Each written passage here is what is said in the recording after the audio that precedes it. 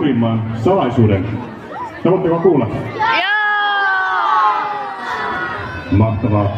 Satosedän suurin salaisuus on se, että hän edelleen joka ikinen yö nukkuu sen pehmolelun kanssa, mikä hänellä oli 1-vuotiaana. Kyllä. Mä muistan Aasiassa kun oltiin, niin Satosedä joka ikinen yö soitti mulle, että Juha, mä saan unta, kun mulla ei saa pehmolelua. Mitä meitä yleisö on? Ootteko viihtynyt tähän mennessä? Mahtavaa kuulla, mahtavaa kuulla. Oi itse siellä on tilannut. Reissuproidit tilattu. Mahtavaa. Kuinka moni täällä on tilannut reissuproidit? Ihan mahtavaa. Ja hei, mitä ihmettä? Kukas täällä on? Se on semmoinen.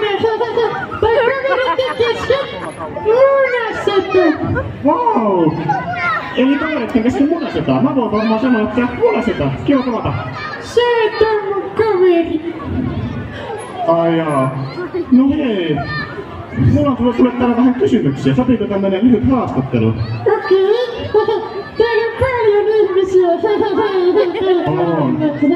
Hei, Satumuna, sä oot jotenkin tosi tutun näköinen. Etkä sä oo semmonen hahmo kuin Munamies Putouksesta. Tätä monesti kysytään, mutta Munamies on oikeesti mun isä.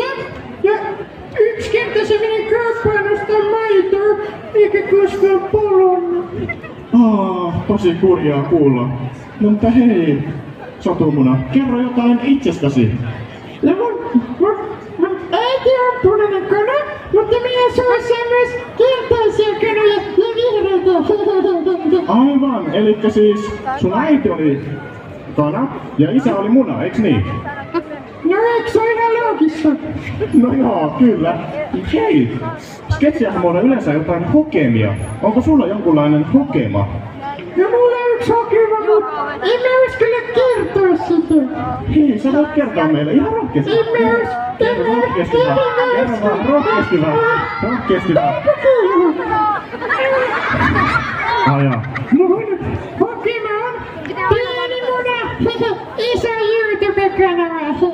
Ai vau, hei, mullakin on muuten oma YouTube-kanava. Semmonen kuin Juho Flow. Mä tiedän sen, se on ihan surkea. Ai no mutta on mulla toinenkin YouTube-kanava.